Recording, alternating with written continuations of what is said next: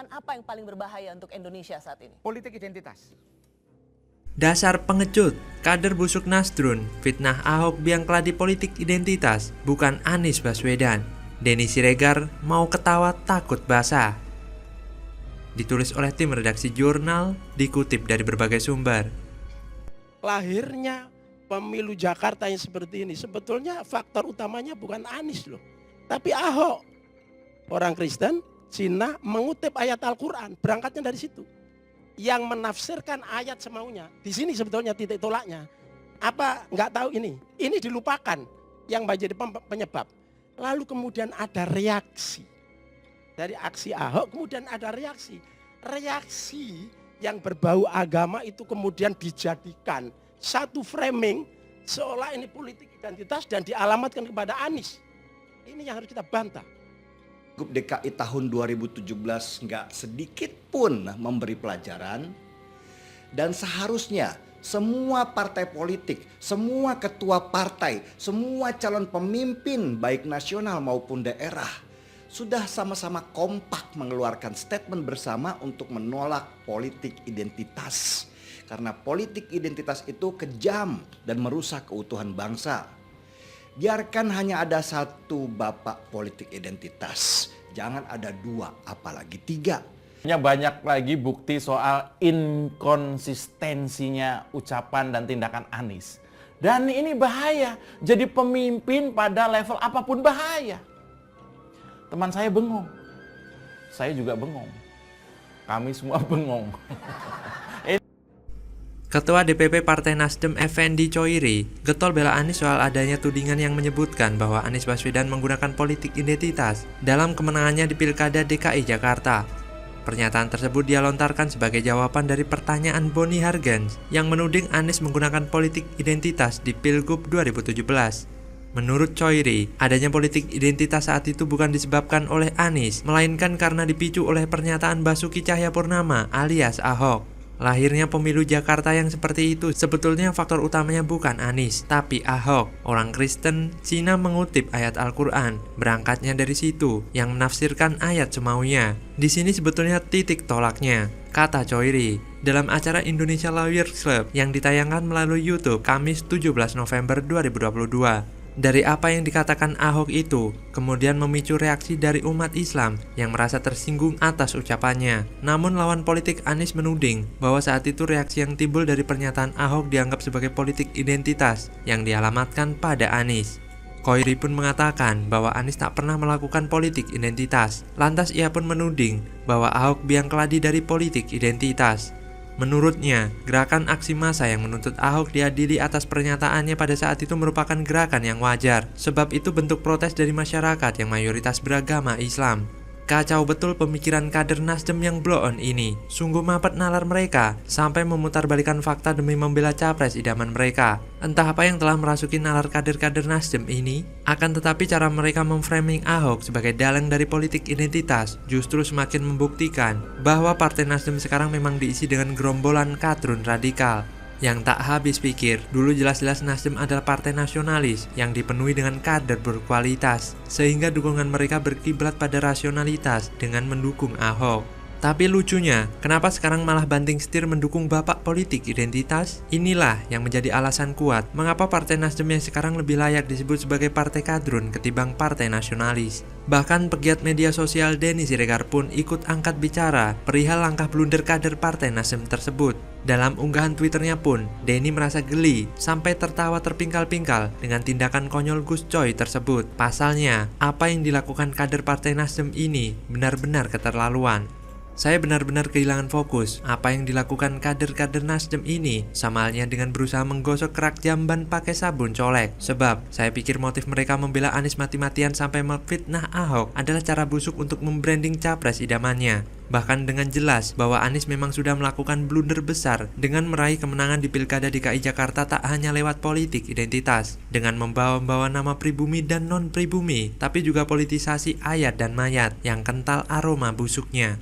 Dan jika Gus Coy itu malah menuduh Ahok yang lebih tepat mendapat gelar Bapak Politik Identitas, bagian mananya dari perkataan Ahok yang mengarah ke sana? Padahal selama ini jalan politik Anies memang lekat dengan politik identitas. Entah caranya mencari dukungan dari ormas radikal maupun pencitraan ke gereja dan tempat ibadah lain. Makanya, saya nggak bisa menahan tawa, meski agak geram juga ketika si kader bobrok Nasdem tadi berkata Anies tidak melakukan politik identitas, tapi malah memframing Ahok sebagai bapak politik identitas. Apalagi dengan pongahnya dia menuduh bahwa Ahoker yang terus-menerus mempolitisasi mayat, tapi dengan liciknya malah menuduh orang lain.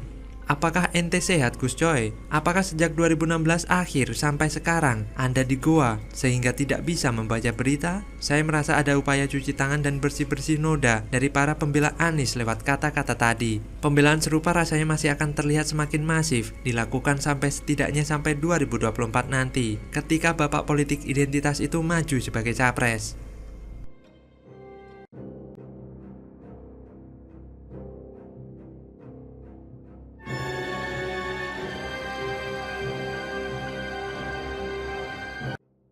Ngwakak sampai glosor, niat hati mau pencitraan naik pesawat kelas ekonomi, dicuekin penumpang lain. Bodoh amat, gak ada yang minta foto.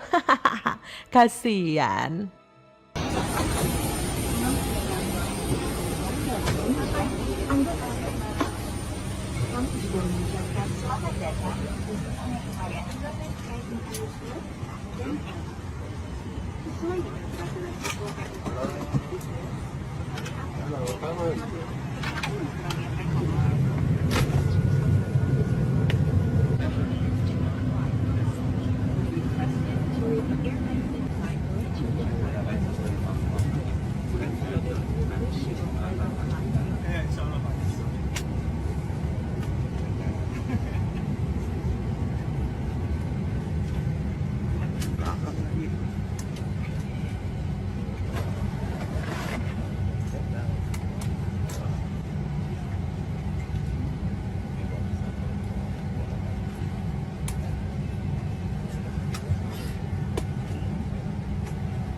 Anies sebenarnya tahu bahwa dia tidak bisa kerja. Dia sendiri tidak punya konsep apa-apa. Mau meneruskan konsep Ahok, udah kadung malu. Akhirnya yang dilakukan adalah membangun pencitraan dengan mengucurkan dana hibah ke ormas-ormas supaya mereka mendukung dan menjaga nama baiknya.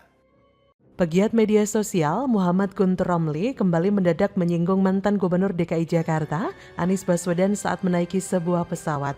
Pada potongan video yang diunggah Guntur Romli, Anies terlihat duduk di kelas ekonomi bagian belakang. Tulis Guntur Romli di akun Twitternya, Gun Romli 13 November, ini Anies duduk paling belakang kok masuknya terakhir? Guntur Romli melihat ada drama yang ingin dimainkan Anies, sebab dari belakang sudah ada yang merekam video. Namun, respon penumpang yang membuat Guntur termehek-mehek. Menurut Guntur Romli, Anies sengaja naik paling terakhir dan memilih kelas ekonomi supaya mendapatkan pujian dari para penumpang. Ia kemudian mengingatkan saat Anies masih menjabat sebagai Gubernur DKI, dia selalu duduk di first class saat warganya kebanjiran. Bahkan, pencitraan Anies naik pesawat kelas ekonomi tersebut terlihat gagal total. Koper besar Anies menjadi perhatian netizen. Pasalnya, koper Anies yang berukuran sangat besar seharusnya tidak masuk kabin, tapi bagasi pesawat. Pencitraan pun gagal lagi, termasuk saat mengangkat koper, relawan Anies memujinya meski lumrah dilakukan penumpang. Pencitraan Anies menjadi gagal total. Alih-alih berharap disebut pemimpin sederhana dan merakyat, justru menuai cibiran pedas dari netizen. Demi pencitraan, Anies akhirnya naik kelas ekonomi. Padahal untuk menginjak kaki di pasar tradisional selama menjabat sebagai Gubernur DKI Jakarta pun jarang ia lakukan. Bahkan sudah siap kamera juga. Padahal keluarga presiden seperti Pak Jokowi kalau mau naik pesawat nggak pernah tuh di video, kecuali ada penumpang yang selfie atau memfotonya secara tidak sengaja. Tapi ini orang yang merasa presiden di videoin loh sama krunya. Noraknya itu loh minta ampun. Dan yang lebih kaget lagi, para penumpang tidak peduli dengan Anies. Anies seperti dicuekin, nggak dikenali. Sudah nampang tuh muka, tebar pesona sana sini, nggak ada tuh yang mau ngajak selfie. Harusnya penumpangnya bersorak bahagia, bisa satu pesawat dengan calon presiden. Tapi karena yang di pesawat sudah pada pinter semua, nggak mau tertipu oleh penampilan, jadinya ya dicuekin. Lagian ngapain juga sih sok-sokan ngedrama pakai duduk di kelas ekonomi segala, udah ketahuan kok pencitraannya. Di mana sih kebanggaan itu? Capek-capek pencitraan malah tidak dianggap sama penumpang. Dan juga para penumpang kok tega banget. Itu tuh calon presiden loh, disambut kayak dengan meriah atau apa gitu biar kelihatan meriah. Atau bisa tuh dirikan tenda di dalam pesawat.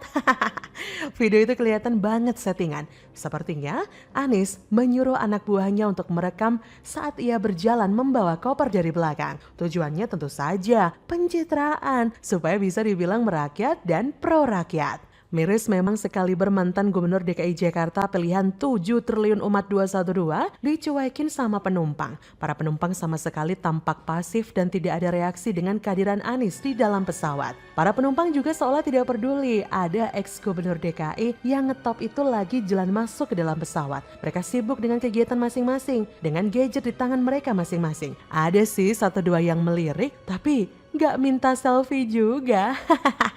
Ya begitulah, itu hanya intermezzo saja. Intinya, perlakuan rakyat terhadap pemimpin akan terlihat siapa dulu pemimpinnya. Hanya pemimpin yang bersih hatinya, yang ikhlas mencintai rakyatnya dengan tulus, yang bisa terlihat respon masyarakat yang begitu antusias mencintai mereka. Loh emangnya Anies tidak bersih hatinya sehingga dicuekin oleh para penumpang? Gelap. Jangan tanya saya, sekali lagi tanya saja pada pasir berbisik dan rumput yang bergoyang. Barangkali di sana ada jawabnya. Jadi keinget yang dulu naik MRT? Ada yang masih ingat? Jadi bagaimana menurut Anda?